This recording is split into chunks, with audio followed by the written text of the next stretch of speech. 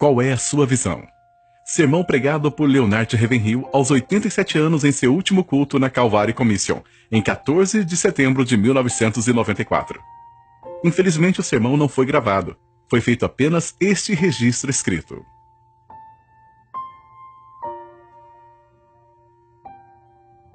Vamos ver o que Paulo tinha a dizer sobre o ministério, em 2 Coríntios 6, de 3 a 8. Não dando nós escândalo em coisa alguma, para que o nosso ministério não seja censurado. Antes, como ministros de Deus, tornando-nos recomendáveis em tudo, na muita paciência, nas aflições, nas necessidades, nas angústias, nos açoites, nas prisões, nos tumultos, nos trabalhos, nas vigílias, nos jejuns. Na pureza, na ciência, na longanimidade, na benignidade, no Espírito Santo, no amor não fingido. Na palavra da verdade, no poder de Deus, pelas armas da justiça, à direita e à esquerda. Por honra e por desonra, por infâmia e por boa fama, como enganadores e sendo verdadeiros.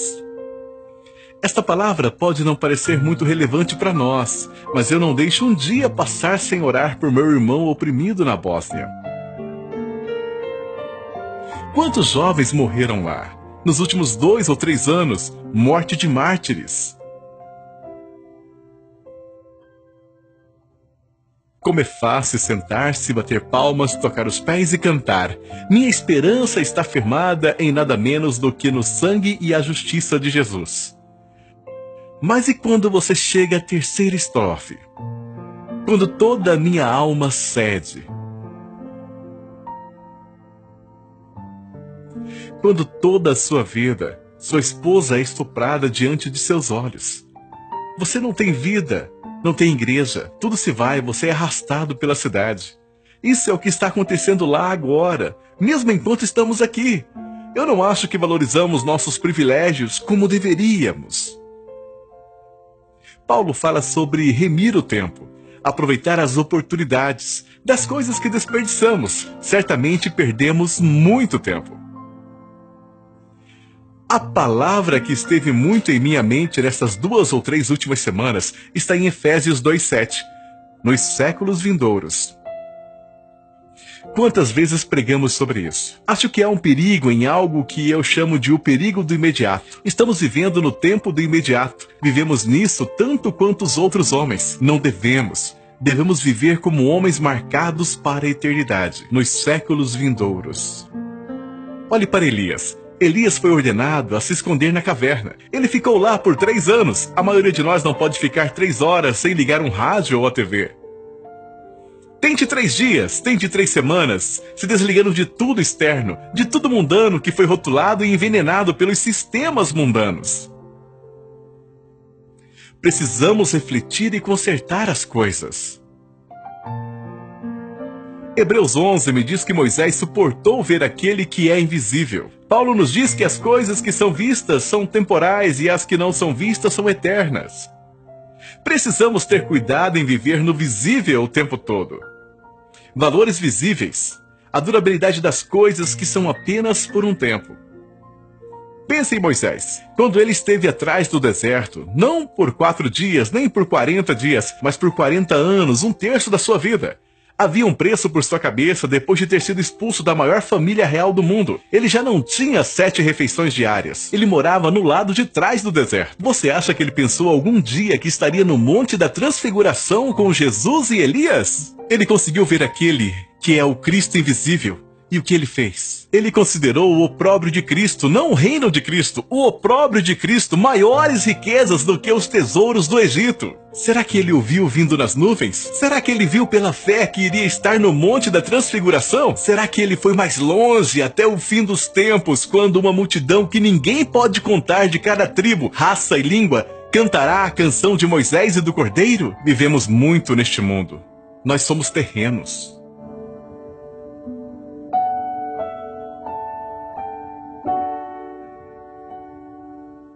Quantos de nós conhecemos alguém que está consciente da eternidade? O que a América precisa é alguém que passará por todas as igrejas do país e pregará por uma semana sobre a eternidade, que pregará um dia sobre o tribunal de Cristo, um dia sobre o julgamento dos crentes e um dia sobre as bodas do Cordeiro. Mais uma vez, eu já lhes disse antes, eu não quero só ir para o céu, quero ir para as bodas do Cordeiro. Eu não quero apenas ir para as bodas, eu quero fazer parte da noiva. As últimas palavras de Jesus não foram ide por todo mundo e pregai o evangelho. Isso foi para os 11 discípulos. As últimas palavras de Jesus estão em Apocalipse. Arrepende-te, arrepende-te, arrepende-te. Para o que Jesus está vindo? Uma noiva. A palavra de Deus diz que ele está vindo para uma noiva sem mancha, sem ruga ou qualquer coisa semelhante. Você acha que a igreja está assim hoje? O que Jesus diz sobre a igreja? Que ela está pobre, miserável, nua, cega e deplorável. Um tempo atrás eu fui a um casamento da filha de um milionário. Quando a noiva desceu o corredor, foi como se uma voz me dissesse: olhe. Eu olhei para ela, ela estava muito bem vestida, muito educada, muito brilhante. Enquanto eu olhava para ela, descendo o corredor, eu pensei, Jesus está vindo para uma noiva que é pobre e miserável. Se eu fosse um artista, eu iria pintar a noiva em uma muleta, uma perna quase seca, vestindo trapos, o resto das roupas desalinhado como uma mulher nas ruas. Pobre, miserável, nua, cega e deplorável. Então algo tem que acontecer à igreja antes que o Senhor Jesus volte. Uma coisa já devia estar decidida em nossos corações, e é viver com crueldade para com nossas vidas e humilhação de nossas vidas deste presente mundo mau. E quanto a Elias, ele entra em uma caverna por 3 anos. 3 anos é um tempo bem longo, não é? Pois ele fez isso. Diz em 1 Reis 17, esconde-te. Diz em 1 Reis 18, vai mostrar-te. Em 1 minuto ele se encontrou diante de um rei. Logo depois ele ousa ficar diante dos israelitas. Um homem que tem intimidade com Deus nunca é intimidado pelo homem. O medo do homem vai embora completamente. Eu certamente acredito com todo o meu coração que não somos conscientes da eternidade. Vivemos para o cotidiano, devemos viver com os valores da eternidade em vista. Essas pessoas estavam animadas, e nós? Trabalhamos para Cristo, trabalhamos com Cristo e um dia vamos vê-lo. Como um escritor de hinos disse, face a face com Cristo, meu Salvador, face a face o que será, quando com o arrebatamento eu o contemplar. Quem ficaria encantado agora de ir e ficar diante do Rei? Você terá que responder por todas as suas pregações. Muitas vezes pegamos um texto e o afogamos em palavras. Eu acordei esta madrugada por volta das 3 pensando nisso. Preguei por mais de 70 anos. Pegue 120 palavras, multiplique por 60 minutos, depois por 1 ano, depois por 70 anos. E eu terei que prestar contas a Deus por todas essas palavras. Quanto mais eu leio a palavra de Deus, mais ela penetra meu coração. Isso me faz parar e pensar e meditar. Eu medito agora mais na eternidade do que jamais meditei em toda a minha vida. Nosso povo não está consciente da eternidade. Você acha que uma pessoa que está pronta para a eternidade perderia uma reunião de oração? Eu não conheço qualquer outro lugar na terra onde há mais liberdade do que em uma reunião de oração, onde Deus unge aqueles que oram e você, por assim dizer, quase esfrega os ombros em Deus. Digo mais uma vez, quando Acabe estava suspirando pelo pescoço de Elias e Jezabel estava cavando um buraco para os seus pés, você acha que ele pensou por um momento que ele estaria no Monte da Transfiguração com Moisés e Jesus? Aparentemente Moisés podia ver através do espaço no tempo. Ele podia ver e ele suportou. Ele escolheu sofrer.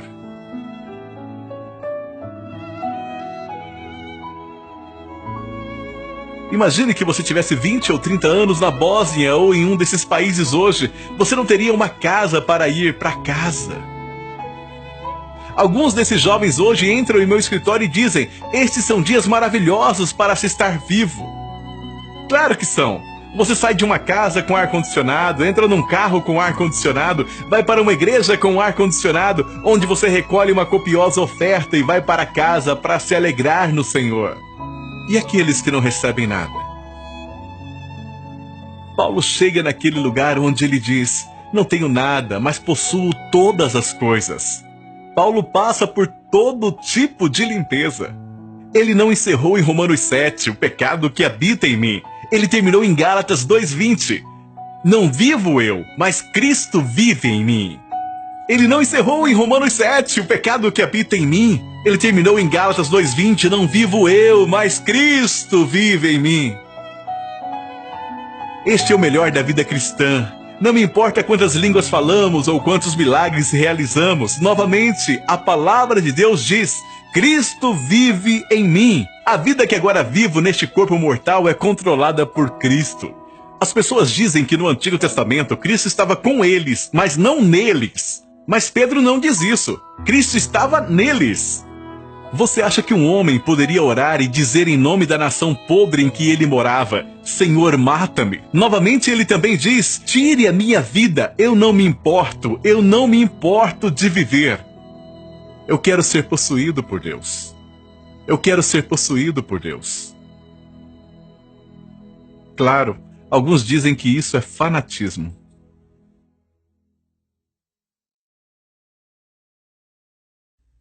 As pessoas ficam cansadas de ouvir sobre todos os problemas da Bósnia, mas elas não podem esperar para ouvir o que está acontecendo com a greve do beisebol.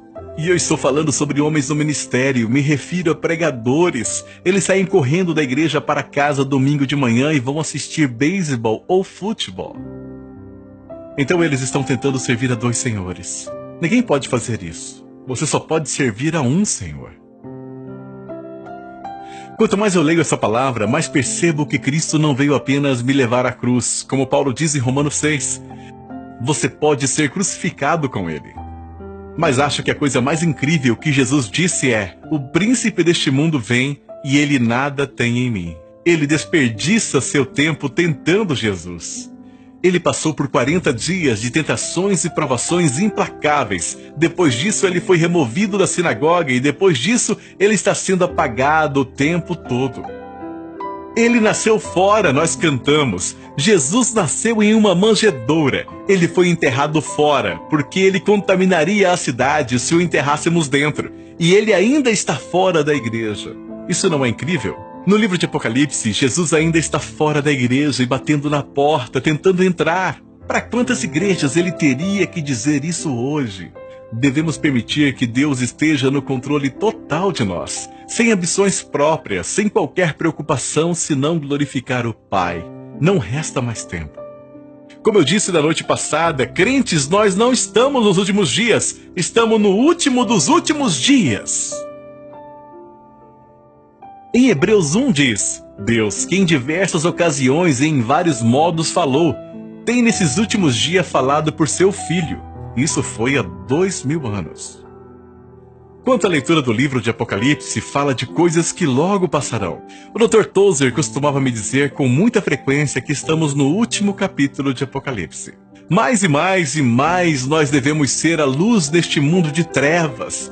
Talvez você não saiba o privilégio maravilhoso que é ser um exemplo para os jovens. Mostre a eles que você não está preso ao dinheiro, você não está preso às possessões, você não está preso tentando ser o melhor pregador da sua denominação. Viva perto de Deus dia a dia. O Espírito dá testemunho. John Wesley pregou isso mais do que qualquer outra pessoa. Nunca ouvi ninguém pregar sobre Romanos 8,16. O Espírito dá testemunho com o nosso espírito. Nos Atos dos Apóstolos diz o mesmo. Somos testemunhas, assim como o Espírito Santo. Não precisamos de reconhecimento externos. Não precisamos de rótulos externos. Quando penso o que significa em Judas orar no Espírito Santo, significa mais do que apenas línguas. Significa que o Espírito Santo corre em mim. Se eu estiver cheio do Espírito Santo, o que aflige o Espírito Santo me entristecerá. Não se trata de alegria ou emoção. Os discípulos pediram ao Senhor: ensina-nos a pregar? Não! Eles ouviram o Sermão do Monte, o maior sermão já pregado, mas eles nunca disseram: Senhor, ensina-nos a pregar. Jesus cantou um hino e entrou no Getsêmani. Acho que ele cantava com frequência, mas eles nunca disseram: Senhor, ensina-nos a cantar. Eles nunca disseram: Senhor, ensina-nos a rir. Não, eles disseram: Senhor, ensina-nos a orar. Se eu pudesse voltar no tempo, acho que passaria mais tempo na palavra de Deus e entrando nas profundezas de vidas de homens como o Hyde de oração, John Nelson Hyde. Me falaram sobre um homem cujo amigo estava com o Hyde de oração. Ele disse: eu estava na Índia para uma convenção e eu pedi pelo privilégio de orar com o Hyde de oração. John Hyde disse: vou orar amanhã de manhã. Quando fui para orar, eram 9 da manhã. Então alguém bateu na porta e eu pensei: você acaba de começar a orar e alguém interrompe. Então houve outra batida na porta e eu não me movi. O Hyde de oração não se moveu, então alguém abriu a porta e disse: são 15 para as 3, você vai pregar às 3.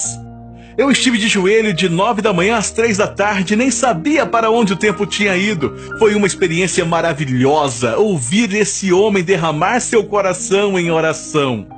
Não estou dizendo que todos alcançam esse nível, mas acredito que a melhor coisa que podemos fazer é orar. Toda vez que oro, não quero que Deus me torne popular, não quero ter a maior igreja da cidade. Jesus nunca teve a igreja de crescimento mais rápido. Na verdade, a igreja dele diminuiu e diminuiu até um dia restarem apenas 11 e ele disse: vocês também vão embora? Eu não acho que devemos orar para que Deus tire as pessoas. O que estou dizendo é isso. Você deve se aproximar do coração de Deus. Eu confio que Deus lhe dará esse privilégio de ter trabalho árduo que muitas poucas pessoas tiveram. Paulo tinha isso. Eu acho que não passa um dia sem eu pensar em Paulo no trabalho de parto. Olhe para sua base teológica. Olhe para a Epístola dos Romanos. Olhe sua Epístola aos Efésios. E, no entanto, com tudo isso, ele ainda ansiava para chegar perto do coração de Deus. Pois eu até desejaria ser amaldiçoado, minha própria morte.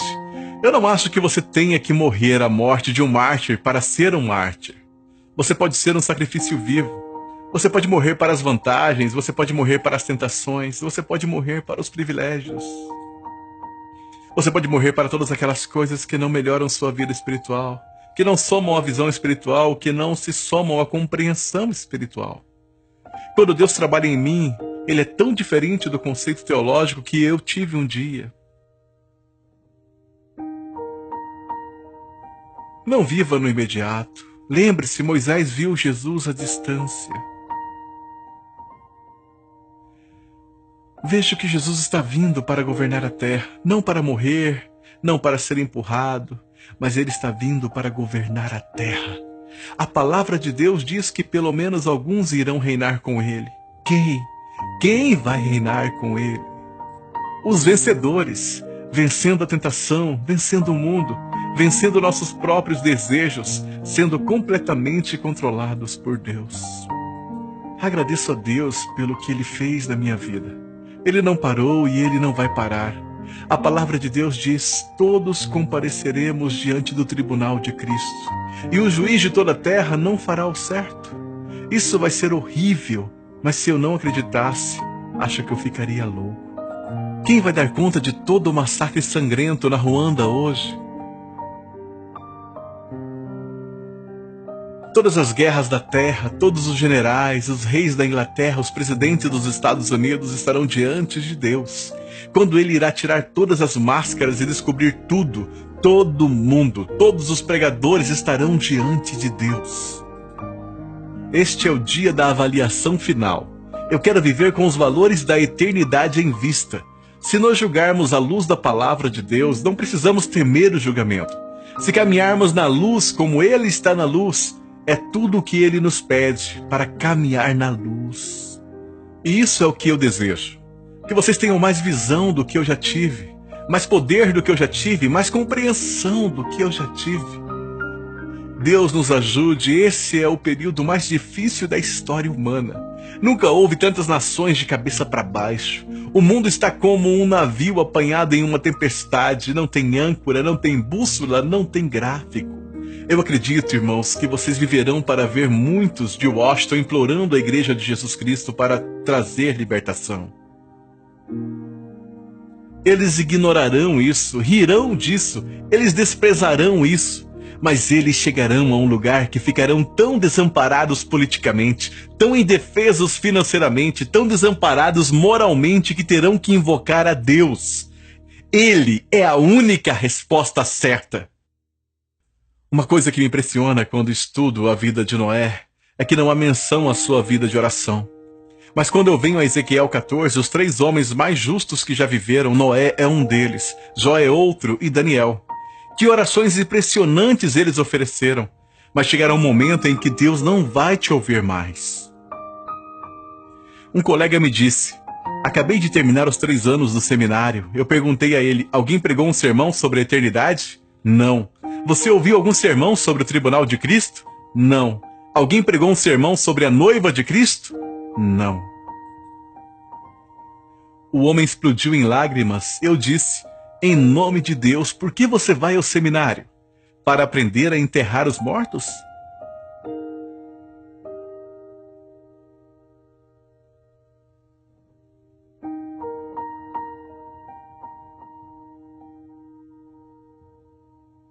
Há uma eternidade na nossa frente. Há um mundo que agora está em mais rebelião do que nunca. Como nos dias de Noé, eles se rebelaram contra Deus. Durante 100 anos, Noé nunca pregava uma nova mensagem. Ele pregava o arrependimento, ele pregava a justiça. Alexander White costumava dizer: você pode pregar sobre cura divina, você pode pregar sobre profecia, pode pregar qualquer coisa, mas não pode pregar a justiça. As pessoas não vão permitir. Ainda espero que Deus derrame seu espírito em toda a carne. Que Ele derrame seu espírito, não a nossa coisa artificial. Nós rimos e assistimos a TV a noite toda. Quando o fardo do Espírito Santo se apodera de você, você experimenta o que acontece no avivamento. Penso que a pregação do avivamento é uma cirurgia cardíaca aberta. A outra pregação não é a semelhança da mensagem. Estou tentando dizer que é tão ruim quanto é. Estamos vivendo na hora mais crítica da história humana, mas Deus não desistiu. Ele ainda não está disposto a deixar qualquer pessoa perecer. Ele ainda ama homens e mulheres. Eu quero estar naquele lugar onde eu posso suportar as dores do parto. Durante anos eu encerrei todas as noites de oração do mesmo modo. Eu dizia: ó Senhor, não me diga naquele grande dia. Ravenhill, eu tinha muitas coisas para te dizer, mas você não poderia suportá-las. Você não conta os segredos de sua família aos seus filhos pequenos. Você quer falar com alguém que entenda. Eu acredito que Deus quer nos dar ouvidos para ouvir. Eu acredito que Ele quer nos dar novo entendimento. Eu acredito que Ele quer nos dar nova revelação.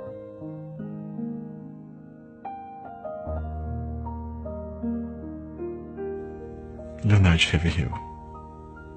Louvado seja o nome do Senhor. Qual é a sua visão? Qual é a sua visão? Bendito seja o nome do Senhor.